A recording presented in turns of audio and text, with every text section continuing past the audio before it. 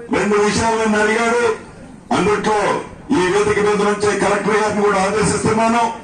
ప్రభుత్వ భూమి, రెవెన్యూ భూమి ఏదైతే ఉందో యుద్ధ ప్రాతిపదిక మీద ఆ భూమిని సర్వే చేయండి. వచ్చే నెలలోనే లేకుంటే 2 months లో మళ్ళొక ప్రోగ్రాం పెట్టుకుందాం.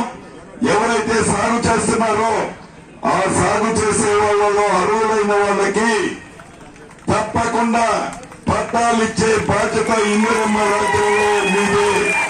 ఈ నెలాఖరు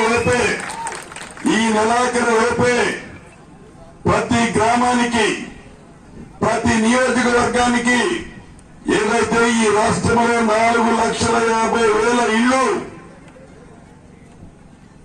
ప్రభుత్వం శాంక్షన్ చేసిందో ఈ 4,50,000 ఇళ్లు మొదటి విడతగా ఈ రాబోయే 4 రోజుల లోపే ఈ రాష్ట్రంలో ప్రతి ఊరికి యుద్ధ ప్రాతిపదిక మీద ఈ ప్రభుత్వం ఇవ్వడానికి సిద్ధంగా ఉంది.